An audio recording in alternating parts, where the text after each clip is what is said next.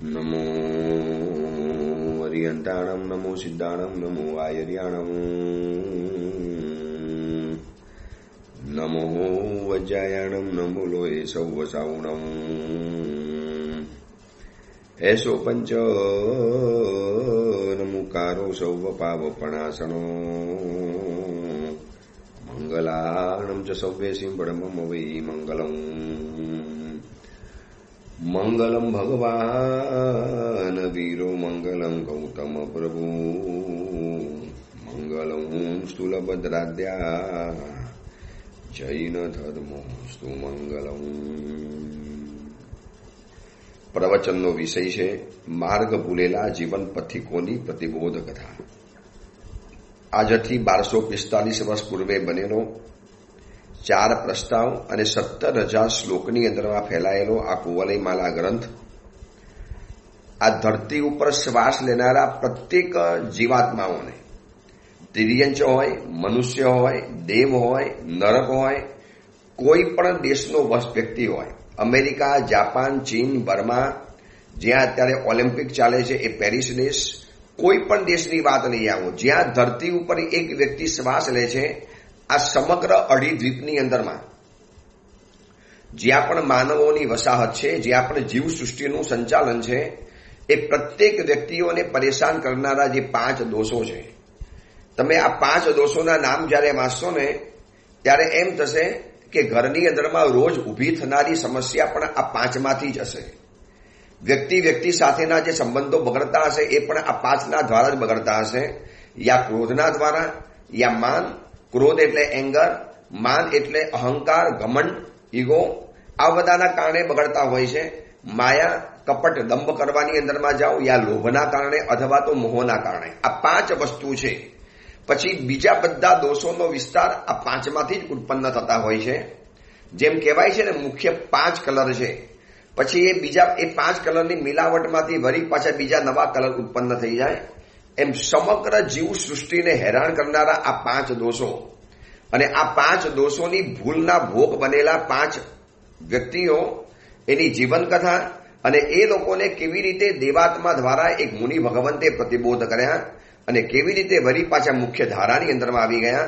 5 દોષોના ભોગ આપણે પણ બન્યા છીએ અને જગતના સર્વ જીવો પણ બની રહેલા છીએ, રોજ બનતા રહીએ છીએ. તો આ કથા દ્વારા આપણે જાણવું છે કે આ 5 દોષોની ચુંગાલમાંથી કેવી રીતે બહાર આવવું, કેવી રીતે આની પરેશાનીમાંથી મુક્ત થવું, આની ગુલામીમાંથી કેવી રીતે આઝાદ બનવું. બસ આ કથાનો ધ્યેય એક જ છે કે 5 દોષોથી પરેશાન થયેલી વ્યક્તિઓને જેવી રીતે પ્રતિબોધ કરવાની અંદરમાં આવ્યો, બસ આ એક પ્રતિબોધ કથા છે. આપણને પણ વાંચતા પ્રતિબોધ થશે. આમાંથી ઘણા મોરલો શીખવા માટે આવશે. જેમ જેમ કથાના મધ્ય ભાગની અંદરમાં જઈશું, બરોબર કથાના ઘન વનની અંદરમાં જેમ ઊંડા ઉતરતા જઈશું, આજુબાજુની અનેકવિધ કથાઓમાંથી જ્યારે આપણે પસાર થઈશું, 14મા તીર્થંકર અનંતનાથ ભગવાનથી આ કથા મંડાઈ અને છેક 24મા તીર્થંકર ભગવાન મહાવીરના સમયની અંદરમાં આ કથાનો ધ એન્ડ થયો. આટલો મોટો દીર્ઘ સંસાર આ 5 દોષોના કારણે વ્યક્તિઓનો વધતો હોય છે. તો મારો તમારો સંસાર તો કેટલો વધવાનો. એ વ્યક્તિઓ તો એક વ્યક્તિ એક દોષના ભોગ બનેલા હતા. આપણે તો 5 દોષોના ભોગ બન્યા છીએ. ક્રોધ, માન, માયા, લોભ અને મોહ. દિવસની સમગ્ર પ્રવૃત્તિઓનું એનાલિસિસ કરવા જેવું છે. દિવસની સમગ્ર પ્રવૃત્તિઓની બરોબર ધ્યાનથી નિરીક્ષણ કરવા જેવું છે. ત્યારે ખબર પડશે કે પછી આ 5માંથી કોઈ એકાદ દોષ એવો વર્ગી પડે છે, એવો હાવી થઈ જાય, એવો આપણી ઉપર સવાર થઈ જાય અને આપણી જિંદગીનું ઘનોત્પનોત કાઢી નાખતા હોય છે. વર્ષોના સંબંધો, પ્રેમ ભર્યા સંબંધો અને નિકટના સ્વજનો સાથે જે દુશ્મનાવટ ઊભી થઈ જાય છે, એ પણ આવા જ કોઈ 5 દોષની પરેશાનીના કારણે. બસ આ કથાની અંદરમાં જાણી અને આપણે શીખવું છે. આપણે પણ આપણો પ્રતિબોધ કરવો છે. ચલો, એ લોકોને તો પ્રતિબોધ કરવા માટે દેવતાઓ હતા, મુનિ ભગવંતો હતા, જ્ઞાની ભગવંતો હતા. આપણને પ્રતિબોધ કોણ કરશે? આપણને સમય નથી પ્રવચનમાં જવાનો, ઉપાશ્રયમાં જવાનો, દેરાસરમાં જવાનો, ગુરુ ભગવંતોની પાસે જવાનો, કોઈ એવા કલ્યાણ મિત્ર બનાવવાનો. તો પ્રતિબોધ કરવો તો પડશે. એના દ્વારા જીવનનું કલ્યાણ થશે. તો આ કથા દ્વારા આપણે જાણવું છે કે આપણે આપણો પ્રતિબોધ કેવી રીતે કરી શકીએ. કથામાં આપણે ત્યાં સુધી પહોંચેલા હતા કે ધડભરમાં રાજા અને એની પ્રિયંગુ શ્યામા રાણી આ મહેન્દ્ર કુંવરને જોયા પછી, એ 5 વર્ષના મહેન્દ્ર કુંવર રાજકુંવરને જોયા પછી રાણીના હૃદયની અંદરમાં નિસંતાનપણાનું જે શૈલ્ય ખૂચ્યું, જે દુઃખ ઉત્પન્ન થયું, રાજાને વિનંતી કરી. રાજાએ સાધના કરવાનો સંકલ્પ કર્યો અને સાધનાનો સંકલ્પ કરી ખાલી સંકલ્પ કરીને અટકી નથી ગયા. બરોબર સાધનાની અંદરમાં બેઠેલા છે એટલે કોઈ પણ પ્રક્રિયા 3 સ્ટેજમાંથી પસાર થાય છે: ઈચ્છા, સંકલ્પ અને નિર્ણય. જોજો, ઘણી વખત છે ને આપણે કંઈક સારું સાંભળીએ, કંઈક સારું વાંચીએ. હવે હું તમને આજે થોડી સાધનાની વાતો બતાવીશ કે જીવનમાં જ્યાં પણ કાંઈ આપણું કામ અટકતું લાગે, કોઈ પણ જગ્યાની અંદરમાં આપણે પાછા પડતા હોઈએ એવું આપણને લાગે, યા અધ્યાત્મના ક્ષેત્રમાં, યા ભૌતિક જગતની અંદરમાં, યા સંસારી જગતની અંદરમાં, યા સાધનાના જગતની અંદરમાં, અથવા તો સંબંધોના ક્ષેત્રની અંદરમાં, ઉત્તમ જગ્યાની અંદરમાં આપણે આગળ વધવું છે, આગળ વિકાસ કરવો છે. પરંતુ કોઈક એવું પરિવાર આપણને બાંધીને બેસતું હોય, આપણને અંતરાય કરતો હોય, આપણી આડે આવતું હોય, તો એ સમયની અંદરમાં સાધનાનો એક ધક્કો લગાડવો જરૂરી પડતો હોય છે. હવે આવું સાંભળ્યા પછી, આવી કથા સાંભળી, આવી બધી વાતો સાંભળીને એટલે આપણને મનમાં થાય, નહીં કરના તો હે, મુझे भी करना है. મને પણ આવી પરેશાની તો બહુ થાય છે, મને અંતરાયો જીવનમાં બહુ આવે છે, ડગલે પગલે કઈ ને કઈ મુશ્કેલીઓ મારો માર્ગ રોકીને ઉભી રહી જાય છે. તો મુझे भी कुछ करना है. બસ આ કરવું છે, આવું છે ને ઘણી વખત તો વિચાર્યું, પણ એ ઈચ્છાની ભૂમિકામાં ગયા. હવે ઈચ્છાને સંકલ્પમાં લઈ જાઓ. ઈચ્છાથી એક સ્ટેપ આગળ છે સંકલ્પ.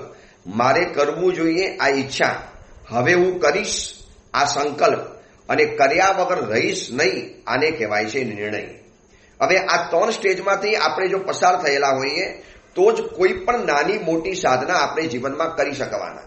પરમાત્માની પૂજા છે, પ્રવચનોનું શ્રવણ છે.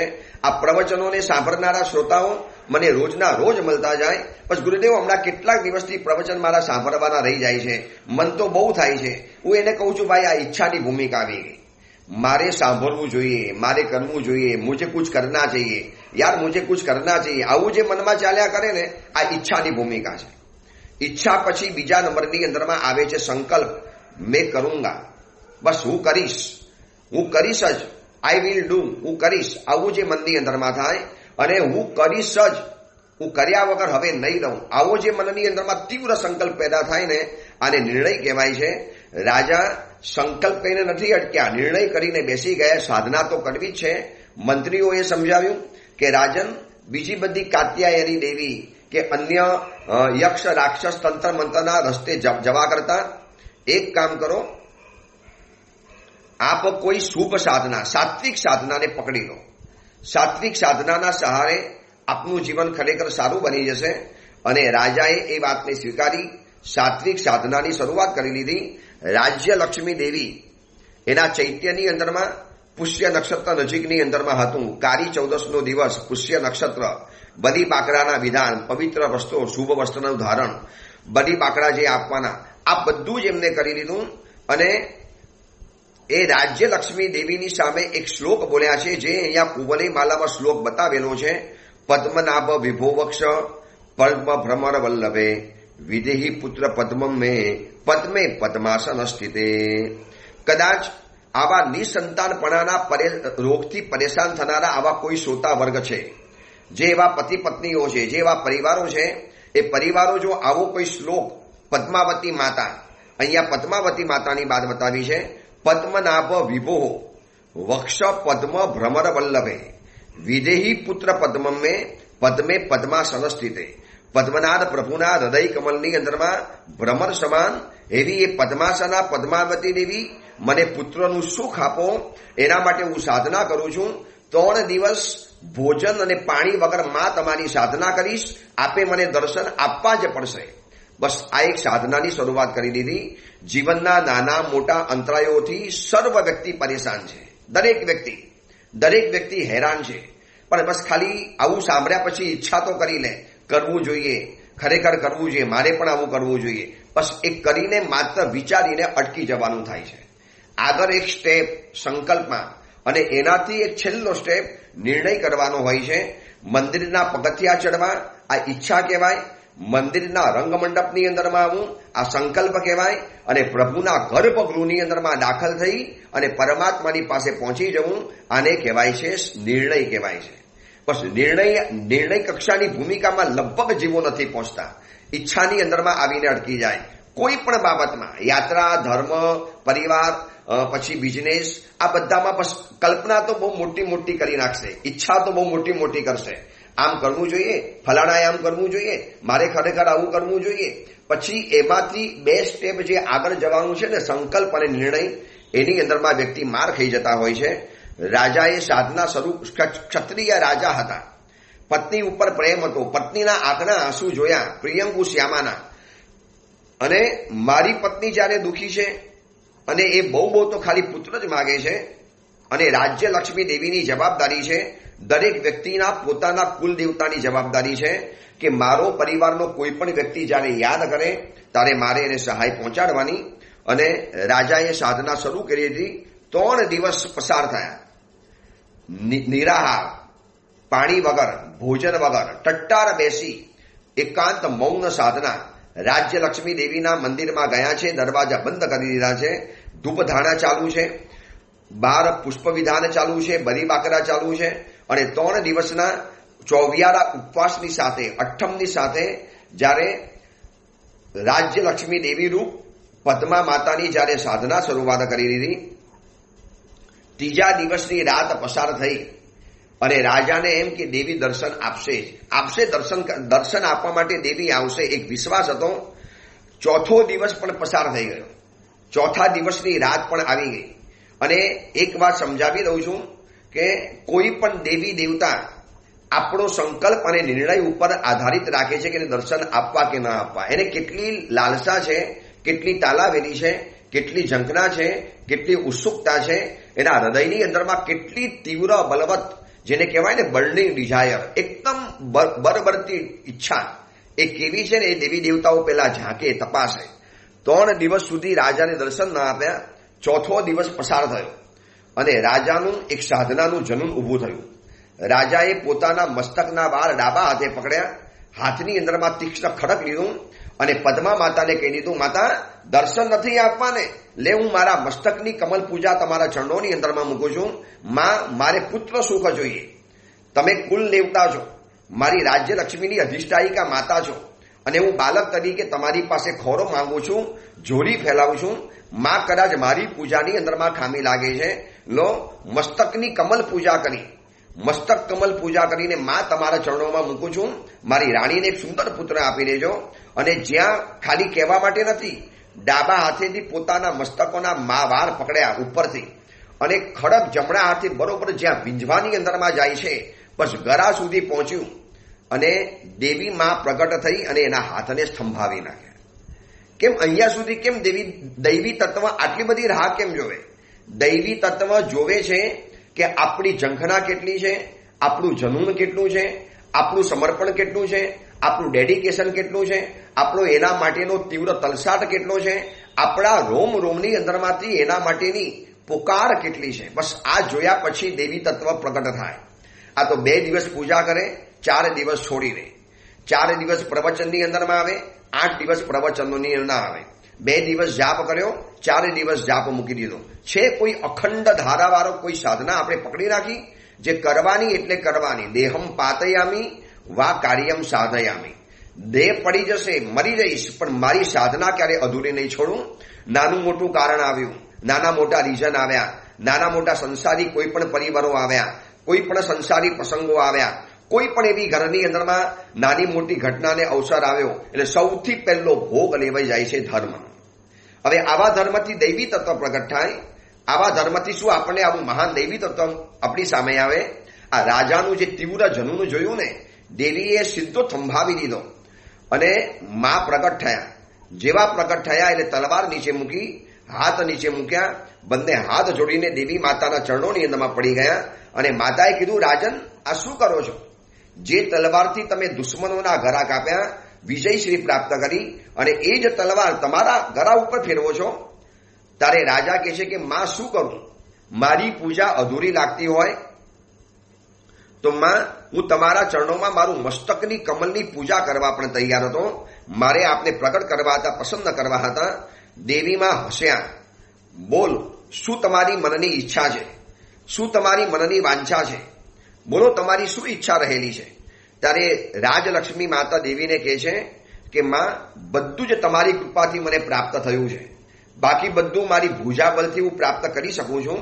પરંતુ માં, એક ચીજ છે, મારી રાણી પુત્ર વગર ઝંખે છે. આખું રાજ્ય નિસંતાનપણાથી પરેશાન છે. આવતીકાલે મારે આ રાજ્ય કોને સોંપવાનું?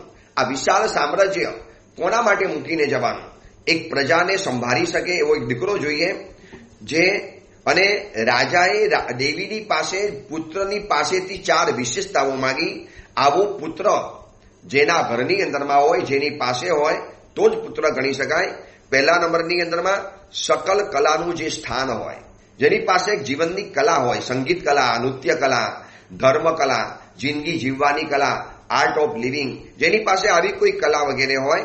બીજા નંબરમાં રાજ્યની ધોરાને સંભાળી શકે, અમારું જે આખું સામ્રાજ્ય છે એનું બરોબર સંચાલન કરી શકે. એક કુલના આધાર સમાન હોય, આખા કુલનો ભાર પોતાના ખભા ઉપર ઉપાડી લે. આ પ્રવચન સાંભળનારા જેટલા પણ દીકરા છે એને પોતાની જાત સાથે આ વાક્યો ટેલી કરવા જેવા છે કે શું પુત્ર છું તો છે, મારી આટલી જવાબદારી ખરી, હું આવો પુત્ર બની શક્યો છું. અને ચોથા નંબરની અંદરમાં જે ગુણોથી યુક્ત હોય, ભલે આ બધું હોય છતાં પણ જીવનમાં ગુણ ન હોય તો, એટલે ગુણવાન, કુલનો આધાર, રાજ્ય ધુરાને સંભાળી શકે અને સકલ કલાના જે સ્થાન સમાન હોય. માં, આવા એક પુત્ર રત્નની ઝંખના છે. બસ એક પુત્ર રત્ન આપી દો. અને રાજ્ય લક્ષ્મી દેવી હસ્યા કે બેટા, મારી પાસે આવો પુત્ર તું માગે છે, શું તે આવો પુત્ર મારી પાસે થાપણ તરીકે મૂકી રાખ્યો છે? તે તારા પુત્રને મને ગીરવે મૂકેલો છે કે આવી રીતે પુત્ર રત્ન માગી લે છે? આવા પુત્ર કેવી રીતે લાવવા, ક્યાંથી લઈ આવવા? રાજા કહે છે કે માં, કલ્પવૃક્ષની પાસે જઈએ અને કોઈ વ્યક્તિ ભૂખ્યો રહે, આવું ક્યારે બન્યું છે?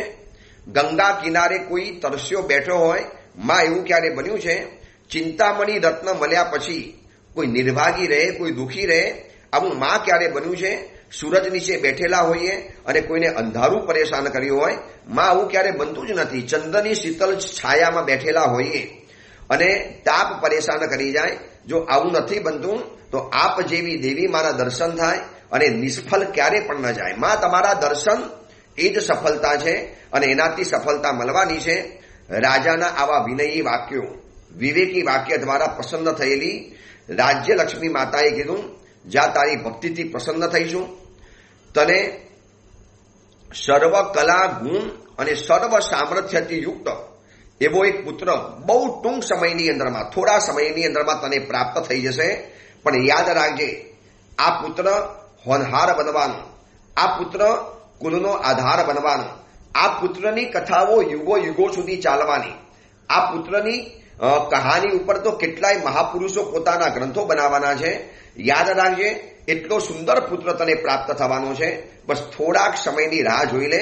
આવા સંતાનો બહુ ઓછા હોય છે, આવા જીવો બહુ ઓછા હોય છે અને ઉત્તમ જીવો ઉત્તમ જગ્યાની અંદરમાં જન્મ આપવા માટે દૈવી તત્વ પણ ઝંખના કરતું હોય છે. બસ તારી આ ઝંખના, તારો એ તીવ્ર તલસાટ, તારો આ વિનય, તારો આ વિવેક, તારા જે ભક્તિથી યુક્ત વચનો સાંભળ્યા પછી હું પ્રસન્ન થઈ છું. સર્વ દિલથી આશીર્વાદ આપું છું, મારા દિલની ગહેરાઈથી આશીર્વાદ આપું છું કે આવું ઉત્તમ પુત્ર રત્ન તને ટૂંક સમયની અંદરમાં તારા ત્યાં આવશે, તારી રાણીના કુખની અંદરમાં આશરો લેશે અને યોગ્ય સમયે જન્મ થઈ જશે. બસ રાજા રાજ્ય લક્ષ્મી માતાના ચરણોની અંદરમાં ઝૂકી પડ્યો, માની પૂજા કરી, માને જે નૈવેદ્ય વગેરે ધરાવવાનું તે ધરી લીધું, માને આશીર્વાદ આપ્યા. માં, ફરી વખત પણ ક્યારે યાદ કરું ત્યારે પ્રગટ થજો. અને માં અંતર ધ્યાન થઈ ગયા. રાજા એટલો ખુશ થઈ ગયો, એટલો ખુશાલ થઈ ગયો. સાધના સફળ થયાનો આનંદ છે. પણ સાધના સફળ ક્યારે થાય? જ્યારે તમે તમારા મસ્તકની પણ પૂજા કરી શકતા હો, એવી તાકાત ધરાવતા હો, તો સાધના સફળ થાય. આપણી સાધના કેવી છે એ આપણે જોઈ લેવાની. ઘણી વ્યક્તિઓની ફરિયાદ છે, આટલો બધો જાપ કરીએ, આટલી બધી આરાધના કરીએ, આટલા બધા અલગ અલગ જાતના મંત્રોના વિધાન કરીએ, કેટલા બધા દેવી દેવતાઓને આહ્વાન કરીએ, તમે એક નહીં, અનેક નહીં, માત્ર એક જ દેવતાનું આરાધના કરો, કોઈ એવી તકલીફ નથી. ઇક્કો વિ ન મુક્તારો લખ્યું છે ને, એક જ નમસ્કાર, એક જણાને કરેલો એક જ નમસ્કાર પણ એક દિલની ઘેરાઈથી હોવો જોઈએ, દિલના ઊંડાણમાંથી ઊભો થયેલો હોવો જોઈએ. આપણા નમસ્કાર કેવા છે? બાહ્ય, ઠીક છે, કરશું, જોઈ લઈશું, થશે તો કરીશું, આજે વિચારું છું કરું કે ન કરું. શું કોઈ જીવનમાં નિર્ણય ઉપર આવેલા છો કે આટલી સાધના કરવાની એટલે કરવાની? રોજ પરમાત્માની પૂજા, રોજ એક બાંધી માલા નવકાર મંત્રનો જાપ, અથવા તો જે ગુરુ તત્વના પરિચયમાં છો એ ગુરુ ભગવંતે આપેલો એકાર ગુરુ મંત્રનો જાપ. દરેક વ્યક્તિની પાસે પોતાના એક ગુરુ મંત્રનો જાપ હોવો જોઈએ. ગુરુ પ્રદત્ત જાપ જેને કહેવાય મંત્ર ભાષાની દુનિયાની અંદરમાં. તમે જેને દિલથી ગુરુ માનતા હો, તમે જેને ગુરુ તરીકે સ્વીકાર્યા હો, તમે જેને ગુરુ તરીકે જીવનમાં સ્થાન આપ્યું હોય એવા ઉત્તમ નિષ્પૃહી પંચ માવરતધારી કોઈ પણ ઉત્તમ ગુરુ તત્વની પાસે જઈ અને ગુરુ પ્રદત્ત એક જાપ લઈ લેવાનો, એને નિત્ય અજપા જાપ કરતા રહેવાનું, રોજ રોજ રોજ રોજ જાપ કરતા રહેવાનું, વારંવાર કરતા રહેવાનું, પ્રત્યેક સમયે હરપલ જાપ કરતા રહેવાનું. અગર ઉપકારી ગુરુ તત્વ જો તમને એક માલા અર્પણ કરે, જાઓ બેટા આ મારી માલા છે, સાધનાની માલા તમને અર્પણ કરું છું, એનો જાપ કરજો, નિત્ય આરાધના કરજો, એ તો બહુ ઉત્તમ બાબત છે. પણ ઘણા માણસોના જીવનની અંદરમાં જોયું છે કન્ટિન્યુટી જેને કહેવાય ને, કન્સિસ્ટન્સી, રોજનું રોજ કરવાનું અખંડ રીતે લગભગ ગાયબ છે. એટલે સાધનાનું ફલથી આપણે વંચિત રહી જઈએ છીએ અને પછી શ્રદ્ધા ઉડી જાય છે સાધનામાંથી. સાધના તમે બરોબર ન કરી એ ગુનો તમારો થયો અને તમે સાધનાને છોડીનો આજે તમે બહુ મોટા ગુનેગાર બની ગયા. સાધનાનું ફલ મળે છે, પરિણામ જોવા માટે મળે છે, રિઝલ્ટ મળે છે, જેને ચમત્કાર કહી શકો છો એવું થઈ શકે છે. પણ એની પહેલા કમિટમેન્ટ આપણે બતાવવું પડે, આપણું ડેડિકેશન આપણે એની સામે સમક્ષ રજૂ કરવું પડે અને પછી એ દૈવી તત્વ પસંદ થાય. એમને દૈવી તત્વ આવી જાય, ન ડેડિકેશન દેખાય, ન કન્ટિન્યુટી દેખાય, ન રોજની અખંડ ધારા દેખાય, ન અંદરમાંથી એવો શ્રદ્ધાનો ભાવ દેખાય, ન અખંડ રીતે આરાધના દેખાય, તો દૈવી તત્વ કેવી રીતે પસંદ થાય? રાજાએ રાજલક્ષ્મી મંદિરના દરવાજા ખોલ્યા, બહાર આખો સ્વજન વર્ગ બેઠેલો હતો રાહ જોઈને. 3 દિવસની વાત હતી, આજે ચોથો દિવસ થઈ ગયો. ચોથા દિવસના સંધ્યાના સમયની અંદરમાં રાજાએ જ્યારે દરવાજા ખોલ્યા, રાજાનો એક દેદાર અલગ હતો. 3 દિવસની વધી ગયેલી દાઢી, એક રાજ તેજ, એની અંદરમાં ભરેલું સાધનાનું તેજ. બિલકુલ સાદા સફેદ ધવલ વસ્ત્રોની અંદરમાં રાજા એક અદ્ભુત સાધક જેવા દેખાતા હતા. અને રાજા જેવા બહાર નીકળ્યા, મંત્રીઓ સમજી ગયા કે કાર્ય થઈ ગયું છે. રાજાની ચહેરાની પ્રસન્નતા, રાજાની આંખોની ખુશી બતાવી આપતી હતી કે કાર્ય થઈ ગયેલું છે. રાજાએ સૌથી પહેલા જઈને રાણીને સમાચાર આપ્યા કે પ્રિય, એક સુંદર મજાનો ઉત્તમ સર્વગુણોથી યુક્ત, સર્વ કલાથી યુક્ત, આપણો આધાર સમાન અને રાજ્યનું સફળ સંચાલન કરી શકે એવો એક પુત્ર રત્ન તમને પ્રાપ્ત થવાનો છે. દેવી માએ તો એમ કીધું છે કે યુગો સુધી જેનું નામ ગૌરાવવાનું છે, જેના નામે પુસ્તકો બનવાના છે, જેના નામે લોકો પ્રવચનો આપવાના છે, એવો એક પુત્ર રત્નનો જન્મ થવાનો છે. રાણી સાંભળીને હરખની ઘેલી બની ગઈ. રાજ્યલક્ષ્મી માતાના ચરણોમાં પડી, પતિદેવના ચરણોની અંદરમાં પડી. સ્વામીનાથ, આપે મારા માટે આટલું બધું કર્યું, આપે મારી વિનંતી સ્વીકારી અને મારી ઈચ્છાને પૂરી કરવા માટે આપે આટલી બધી આરાધના કરી, છેલ્લે કમલ પૂજા કરવા થયા, મસ્તકની કમલ પૂજા કરવા થયા. તમારો આભાર કેવી રીતે ચૂકવીશ? આ તમારા આભારમાંથી કેવી રીતે મુક્ત થઈશ? ગદગદ રીતે રાણી પણ બોલતી ગઈ. મંત્રી, સેનાપતિ, નગરજનો, સારા નગરની અંદરમાં સમાચાર ફેલાઈ ગયા કે બસ આપણા રાજ્યની અંદરમાં એક ઉત્તમ રાજકુમારનો જન્મ થવાનો છે.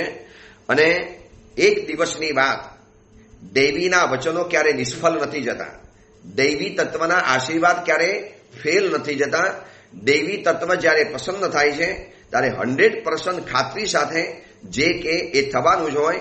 એમાં એક દિવસ રાણીને બરોબર વહેલી સવારના સમયની અંદરમાં સ્વપ્ન આવ્યું કે કુવલઈ કમલની માલા, એક વિશિષ્ટ પ્રકારનું કમલ આવે છે જેને કહેવાય છે કુવલઈ, એક વિશિષ્ટ પ્રકારનું કમલ.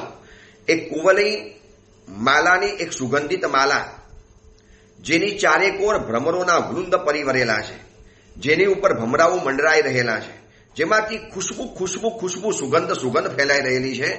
આવી એક કમલની માલા ચંદ્રના એટલે ચંદ્રના બિંબ ઉપર લપેટાયેલી આ કુવલઈ માલા, જાણે કે ચંદ્રનું બિંબ છે અને ચંદ્રના બિંબ ઉપર કોઈએ આ કુવલઈ માલા લટકાવેલી હોય. ચંદ્ર પોતે શીતલ, ચંદ્ર પોતે ધવલ અને ચંદ્રની ચાંદનીથી આ કુવલઈ કમલો વધારે વિકસર બનતા હોય છે. કેટલાક કમલો એવા હોય છે કે જે સૂર્ય દ્વારા વિકસિત થાય, અને આ સૃષ્ટિ ઉપર કેટલાક કમલો એવા હોય છે કે જે ચંદ્ર દ્વારા વિકસિત થાય.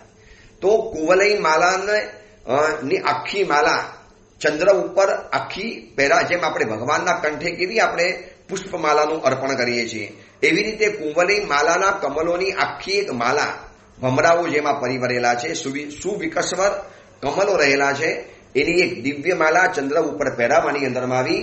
અને આવો ચંદ્ર રાણીએ સ્વપ્નાની અંદરમાં જોયો.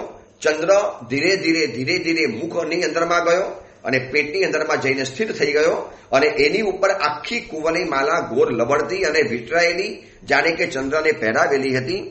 આ સપનું જોયું અને દેવી જાગૃત બની ગયા. ઉત્તમ સ્વપ્ન છે. ખબર છે કે ઉત્તમ સપનું જોયા પછી ક્યારે સુવાય નહીં, ઊંઘી ન જવાય, નહીં તો સ્વપ્ન ફેલ જાય, નિષ્ફળ જાય. પોતાની આરાધના કરી, નૌકારનો જાપ કર્યો, દેવગુરુને સ્મરણ કર્યા, અને સીધી જ ભાગી પોતાના પતિના શયનખંડ તરફ ગઈ, અને જઈને ખુશખુશાલ થતી જે સપનાનું વર્ણન બતાવ્યું કે સ્વામીના શું કહું, કેટલું અદ્ભુત સપન, કેટલું દિવ્ય સપન. ચંદ્ર 16 કલાએ ખીલેલો ચંદ્ર, પૂર્ણમનો ચાંદ, અને એની ઉપર આવા સુગંધિત કુવલય કમલોની માલા જે અર્પણ થયેલી હતી. અને આ બંને સપનું મેં જોયું, મારા પેટની અંદરમાં જઈને સ્થિર થઈ ગયું. રાજાએ બોલ્યા, બસ એ રાજ્યલક્ષ્મી માતાને આપણે યાદ કરીએ, એમનો આભાર છે કે એમની જે દિવ્ય સંકેત હતો કે તમને ઉત્તમ પુત્ર રત્નની પ્રાપ્તિ થવાની, અને હકીકતની અંદરમાં પ્રાપ્તિ થઈ ગઈ. રાણી તો હર્ષ ઘેરી બની ગઈ, ઉન્માદથી નાચવા માંડી. વર્ષોનું જે સપનું હતું કે અમારા કુલમાં પણ આ મહેન્દ્ર કુંવર જેવો એક દીકરો થવાનો, આ મહેન્દ્ર રાજકુંવર જેવો છે, એને પણ ટક્કર મારે એવો પુત્ર રત્નનો જન્મ થવાનો. રાણી તો હરખઘેરી થઈ ગઈ. ગર્ભ સંચાલન, ગર્ભ પાલન, ગર્ભ ધારણ, ગર્ભનું વિકસવર, ગર્ભાવસ્થા દરમિયાન જે પણ સાવધાની રાખવાની હતી એની અંદરમાં તો આગળ વધ્યા. રાજાએ મંત્રીઓને સવારે આદેશ આપ્યો કે સ્વપ્ન લક્ષ પાઠકોને બોલાવો, અને બોલાવી અને મારે જણાવવું છે કે એટલું તો મને ખબર પડી ગઈ કે ચંદ્ર જેવો કોઈ પુત્ર સૌમ્ય, શીતલ, શાંત, તેજસ્વી, દેદીપ્યમાન આ તો થવાનો છે. પરંતુ એની ઉપર જે આ કુવલય માલા જે દેખાય, કુવલય પુષ્પોની જે માલા એની ઉપર ચડેલી હતી, જેમ પ્રભુની પુષ્પ પૂજા કરતી વખતે પ્રભુના કંઠે જેમ પુષ્પની માલા આપણે પહેરાવીએ, એવી રીતે આ ચંદ્ર ઉપર જે પુષ્પની માલા પહેરાવવામાં આવેલી હતી, શું એનું રહસ્ય રહેલું હશે? બસ મારે એ જાણવું છે. અને સ્વપ્ન લક્ષણ પાઠકોને બોલાવ્યા. સ્વપ્ન લક્ષણ પાઠકો આવ્યા પણ ખરા. સ્વપ્ન લક્ષણ પાઠકોએ આવી અને રાજાની પાસે વિનયથી કીધું કે રાજન, સૂર્ય, ચંદ્ર આવા વિશિષ્ટ પ્રકારના જે સપનો જોવાય છે એના ફલ અતિશય વિશિષ્ટ હોય છે. સ્વપ્નની અંદરમાં ચંદ્ર જોવે, સ્વપ્નમાં સૂર્ય જોવે, સ્વપ્નની અંદરમાં વૃષભ દેખાય, સ્વપ્નની અંદરમાં સિંહ દેખાય, સ્વપ્નમાં હસ્તી દેખાય. જેમ તીર્થંકરની માતા 14 સ્વપ્ન જોવે છે ને, એમાં ચંદ્ર, સૂર્ય, વૃષભ, સિંહ, હસ્તી, ધજા આ બધું જ દેખાતું હોય છે, પૂર્ણ કલશ વગેરે. પરંતુ રાજન, આમાંથી એક વિશિષ્ટ પ્રકારનું સ્વપ્નના દર્શન તમારી ધર્મપત્નીએ એટલે કે આપણી રાજમાતાએ કરેલા છે. અને દેવીને સુંદર પ્રકારનો પુત્રનો જન્મ થવાનો, તેજસ્વી થવાનો. રાજા કે એ તો બધી વાત બરોબર છે કે પુત્ર રત્નનો જન્મ તો થવાનો, પણ એની ઉપર જે કુંવલય માલા જે હતી આનું શું ફલ હોઈ શકે? શું દીકરો અને દીકરી બંને સાથે જન્મવાના છે? ચંદ્ર તરીકે દીકરો અને આ કુંવલય માલા તરીકે કોઈ દીકરી જન્મવાની છે. ત્યારે એ વખતે મંત્રીઓએ અને રાજ જ્યોતિષીઓએ બધાએ વિચારીને એક જ જવાબ રાજાને આપ્યો કે રાજન, આ જે કુંવલય માલાનું જે સપનું દેખાયું ને, કુંવલય માલા ઉપર જે દેખાય એને વીંટળીને રહેલી, એને ચોંટીને રહેલી, એને લપેટાઈને રહેલી જે હતી, મતલબ આપનો દીકરો ચંદ્ર જેવો થવાનો, પરંતુ કોઈક રાજપુત્રી, કોઈ પૂર્વ જન્મના સ્નેહથી બંધાયેલી આ કુંવલય માલા જેમ ચંદ્રને વીંટાયેલી છે, એવી રીતે આ કુંવલય સમાન, કુંવલય પુષ્પ સમાન આપના પુત્ર ઉપર, રાજપુત્ર ઉપર ગત જન્મની કોઈ સંબંધોથી જોડાયેલી, ભવ ભવાંતરના સંબંધોથી, સ્નેહના બંધનોથી જોડાયેલી એવી કોઈક રાજપુત્રી એની સાથે જીવનમાં જોડાશે, એની પત્ની બનશે, અથવા તો એના દ્વારા એના જીવનની અંદરમાં કોઈ વિશિષ્ટ ભાગ્યો રહી થશે, અથવા તો આ બંનેના સંયોગ દ્વારા કોઈ નવો ઇતિહાસ રચાવાનો છે જે યુગો યુગો સુધી યાદ રહેવાનો છે. આવું અમને લાગે છે. રાજાએ કીધું, મને પણ એવું લાગતું હતું, તમારી વાત બરોબર છે. રાજાએ રાજ જ્યોતિષીઓને ખુશ કર્યા, પ્રસન્ન કર્યા. રાજ જ્યોતિષીઓ વિદાય પામ્યા અને રાજા હવે રાહ જોવે છે બસ 9 મહિના ક્યારે પૂરા થાય અને પુત્રનો જન્મ થાય, પુત્રના મુખનું દર્શન વગેરે કરીએ. અને શું થાય છે, કેવા રાણીને મનની અંદરમાં દોહદો ઉત્પન્ન થાય છે. હવે શું બને છે, આપણી આ કથાનો જે નાયક, જે કુંવલઈ માલા કથા જેના નામેથી થઈ છે, એ કુંવલઈ ચંદ્ર કુંવર અને કુંવલઈ માલા કેવી રીતે ભેગા થાય છે, શું થાય છે, બસ ધીરે ધીરે આપણે કથાના એકદમ પ્રવાહની અંદરમાં આગળ વધીએ છીએ. હવે જન્મ થશે અને કેવી રીતે આખી એક ઘટના હવે આકાર લે છે અને કેવી રીતે આ ઘટના પ્રતિબોધ તરફ આગળ વધે છે અને કેવી આ 5 દોષોની ભયંકરતાનું એક અદ્ભુત વર્ણન ચાલશે.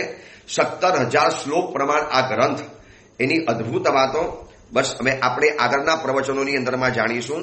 અદ્ભુત આ પ્રવચન છે. હજી પણ આ પ્રવચનોની અંદરમાં જેને લિંકમાં જોડાવવું હોય તો મેં તમને મેસેજ મોકલાવ્યો હતો. આજે પણ ફરી વખત મેસેજ મોકલાવું છું, સાથે વૈભવભાઈ અને પારસનો. કારણ કે બહુ લોકોના સમાચાર અમારા સેવકભાઈ ઉપર આવે છે, આજે પ્રવચન નથી મળ્યું, જરા મોકલી આપો ને. આજે પ્રવચન બહુ મોડું આવ્યું, જરા અમારે વહેલું સાંભળવું છે, જરા મોકલી આપો ને. તો એ લોકોને ખાસ રિક્વેસ્ટ કરવાની કે તમે વૈભવ અને પારસની સાથે જોડાઈ જાઓ. તમને સીધું જ વહેલી સવારે પ્રવચન, મોડામાં મોડું 6:30 પોણા 7 સુધીમાં પ્રવચન તમારા મોબાઈલની અંદરમાં, મોબાઈલના દરવાજે આવીને ટકોરા મારતું રહેશે. તો આ સાથે જે મોકલાવેલા નંબર છે વૈભવભાઈ અથવા તો પારસભાઈ, એમાં જોડાઈ જાઓ. એમની સાથે તમે ટાઈપ કરી લો, એમના જ ગ્રુપમાં તમે જોડાઈ જાઓ એટલે બરોબર પ્રવચન તમને મળતું રહેશે. મારો સેવકભાઈ મારું આ પ્રવચન રેકોર્ડિંગ કરે, સીધું વૈભવને મોકલી આપે અને બરોબર તમારી પાસે આવી જશે. અને જેને જૂના પ્રવચનો સાંભળવા હોય તો જીન વચન સ્પર્શ યુટ્યુબ ચેનલ છે, વૈભવે બનાવેલી આ ચેનલ છે જીન વચન સ્પર્શ યુટ્યુબ ચેનલ. ખૂબ મહેનત કરે છે આ વૈભવ, ઊંચી પોસ્ટમાં કામ કરે છે.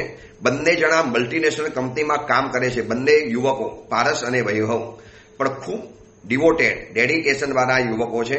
ખરેખર અનુમોદનાને ધન્યવાદ કરીએ છીએ. તમે પણ એને ધન્યવાદ આપજો કે ભાઈ તમે અમારી પાસે આવા પ્રવચનો મોકલો છો આટલી જવાબદારીની વચની અંદરમાં. તો જેને પણ પ્રવચનમાં જોડાવવું હોય ડાયરેક્ટ વૈભવ અને પારસની સાથે જોડાઈ જાઓ. એ જ મંગલ કામના, મંગલ ભાવના. જેના આજ્ઞા વિરુદ્ધ કાંઈ પણ બોલાયું હોય તો મિચ્છામી દુક્કડમ.